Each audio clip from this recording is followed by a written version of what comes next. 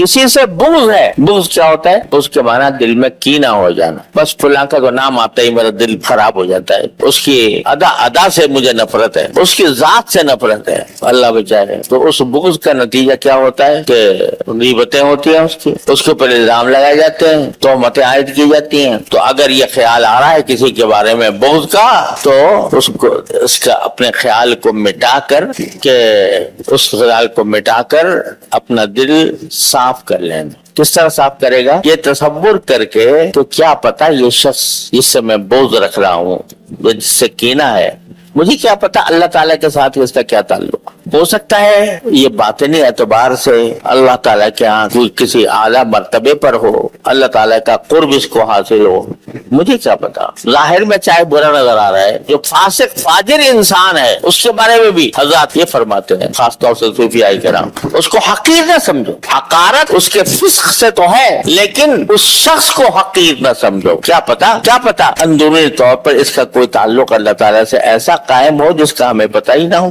लिहाजा हकीर न समझ, उसके अमल को गलत कहेंगे, उस अमल के से खुद इज्तनाब करेंगे, उस अमल के ऊपर नकीर भी करेंगे, लेकिन साथ ये भी ख्याल होगा कि पता नहीं इसका अपने अल्लाह से क्या ताल्लुक है। हो सकता है कि अल्लाह ताला के साथ इसका ताल्लुक इतना गहरा हो कि अल्लाह ताला इसकी जिंदगी थोड़े दिनों के बाद बदल दे और ये ज़ाहिरी अमाल में भी हमसे आगे निकल जाए। तो ये सोच कर आदमी अगर सोचे तो फिर इंसान के दिल से कीना और बुग़्ज़ निकल जाएगा, लेकिन सोचना पड़ेगा और अपने दिल को उसकी तरफ लाना पड़ेगा। यहाँ भी सब्र की जरूरत। आईन मासी न चुहाई न दाश्ता, हमारा तरीका दिल में कीना रखने का नहीं है। हमारा आइन तो ऐसी है कि दिल को आईने की तरह रखो, दिल को आईना की तरह रखो। किसी के खिलाफ कोई बदखाही, किसी के खिलाफ कोई बुग़्ज़, कोई कीना दिल में नहीं होगा। और यहाँ तक आ गया कि शब कदर के मौके पर सबके गुनाह माफ हो रहे हैं, सबके गुनाह माफ हो रहे हैं। कितने गुनाह? जितने बनो कल्ब की बकरियां